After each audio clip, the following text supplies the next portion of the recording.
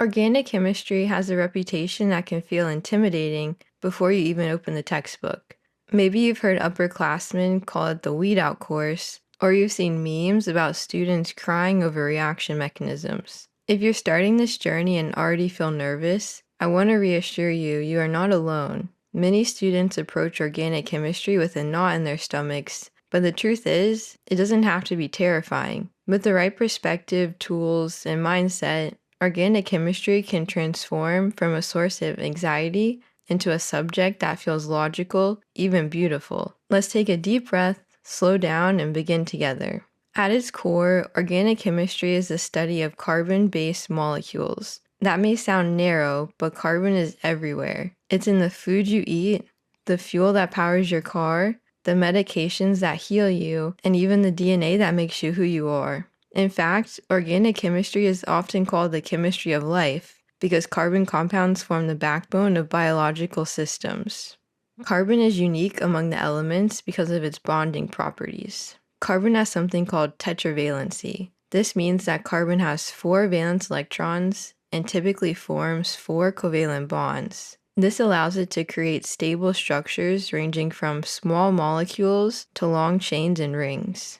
Carbon-carbon bonds are strong, making large molecules stable. Carbon can form single, double, and triple bonds, and these differences affect molecular shape and reactivity. This ability to form diverse, stable, and complex molecules is why carbon is considered the backbone of life. Organic chemistry, therefore, is the study of these carbon-based compounds and their transformations. One of the very first skills you'll need in organic chemistry is learning how to draw molecules. At first, this might feel like just another detail to memorize, but in reality, the way we represent molecules is absolutely central to how we think about them. In general chemistry, you may have worked with Lewis structures to show all the bonds and lone pairs in a molecule. That's a great starting point. But in organic chemistry, the molecules quickly get larger and more complex. Writing out every single bond and electron pair becomes impractical, so chemists develop shorthand ways to represent structures. That's where condensed formulas and skeletal or line angle structures come in. Each representation has its purpose. Lewis structures give you the fullest detail about connectivity and electron placement. They show every atom, every bond, and all the lone pairs on elements. Condensed formulas allow you to write structures in a more compact, text-like form. They show all elements written, but many bonds and lone pairs are omitted. Hydrogens attached to the same carbon are written together. Condensed formulas are more compact than Lewis structures, and they are good for smaller molecules or text-based writing. Skeletal structures are the most common in organic chemistry, a fast visual shorthand that lets chemists communicate large, complicated molecules clearly. They show carbon atoms represented as ends and corners of lines. Hydrogens attached are omitted, and bonds between carbons are shown as lines. Heteroatoms, or elements other than hydrogen and carbon, are written, and any attached hydrogens to these heteroatoms are also written. Skeletal or line angle structures allow very large and complex molecules to be drawn quickly and clearly. For Lewis structures, we can use these rules to help us draw the molecules quickly. The best Lewis structures minimize the amount of formal charge on each element. The goal, if possible, is to have each element equal a formal charge of 0. If we do have charges, the negative charge should be on the most electronegative element, and the positive charge should be on the least electronegative element. We have some simple steps to draw the Lewis structures. Number 1, try to make the structure as symmetrical as possible and connect each element to the central atom once. Number 2, look at these bond trends and make sure each element has the correct number of bonds to have a formal charge of 0. Boron's group likes to have 3 bonds. Carbon's group likes to have 4 bonds. Nitrogen's group likes to have 3 bonds. Oxygen's group likes to have 2 bonds. And the halogens like to have 1 bond. And hydrogen will have 1 bond. In the last step, add in electrons to make each element have a formal charge of 0.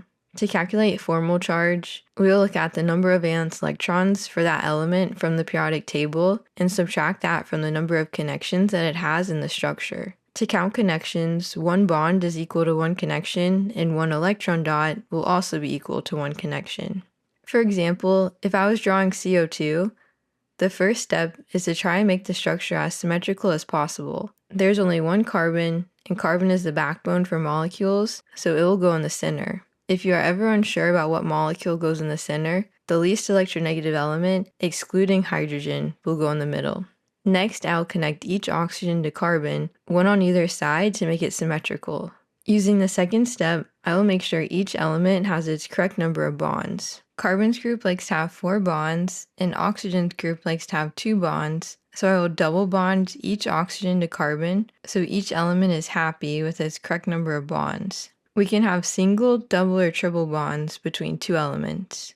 Next, I'll make sure that each element has a formal charge of 0 by looking at the number of valence electrons the element has from the periodic table and comparing that number to the number of connections that it has in the Lewis structure. To have a formal charge of 0, the number of valence electrons must equal the number of connections in the structure. To count connections, look at what is surrounding the element of interest. 1 bond is 1 connection, and 1 electron dot is also 1 connection. Oxygen has 6 valence electrons, so each oxygen in my Lewis structure needs 6 connections to have a formal charge of 0. Right now, the oxygen on the right has a double bond. Each bond counts as 1 connection, so it has 2 connections. I will add in electrons to make sure that the oxygen has 6 connections total. I need 4 dots to make this oxygen have 6 connections. The dots have to be arranged in pairs, so I will have 2 lone pairs on oxygen to make 4 dots total.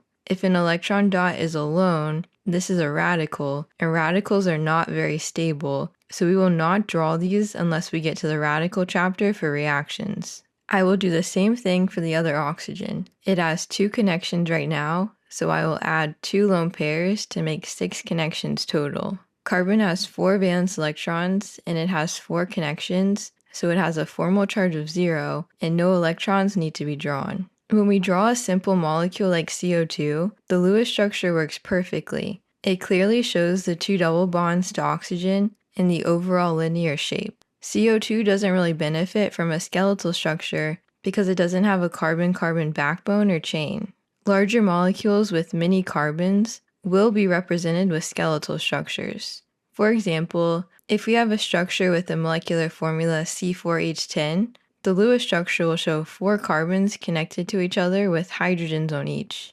In organic chemistry, unless carbon has a positive or negative formal charge, it will always have 4 bonds. If a carbon is not attached to enough elements to create 4 bonds, there are implicit hydrogens attached as well to make those 4 bonds. In the Lewis structure, we can see all of the hydrogens connected to each carbon to make 4 bonds.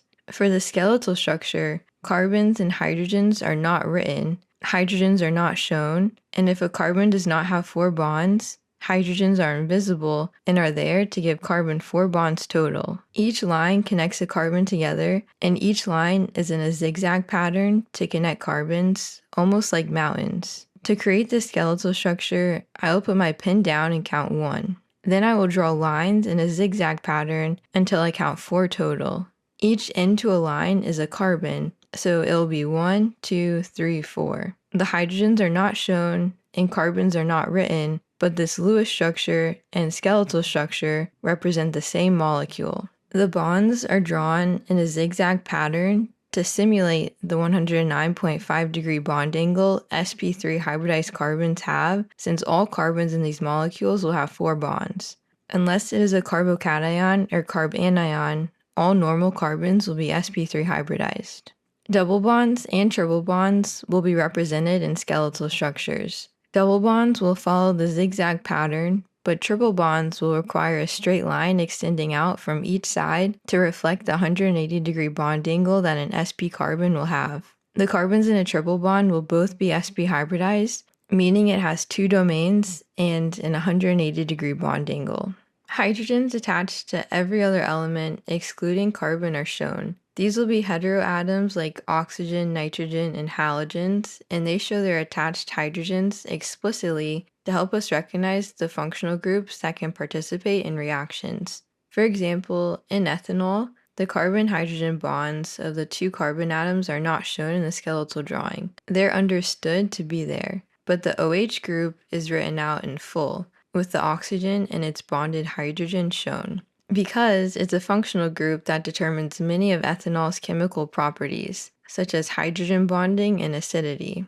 While skeletal structures are the quickest way to represent large carbon-based frameworks, sometimes we need a representation that still shows every atom in order without drawing out all the bonds. That's where condensed formulas come in. They provide a compact, text-based way to write molecules like propane without the visual detail of a skeletal drawing. Condensed formulas are pieced together with the different carbon attachments, and hydrogens are grouped together based on which carbon they are connected to. For example, propane with 3 carbons in the backbone will be CH3, CH2, CH3. The end carbons each have 3 hydrogens attached, and the middle carbon has 2 hydrogens attached. For more complex molecules, CH2 groups will be in parentheses with a subscript to represent repeating CH2 subunits or middle carbons in a longer chain. Parentheses alone indicate a branch coming off the chain that is directly connected to the carbon that came before it,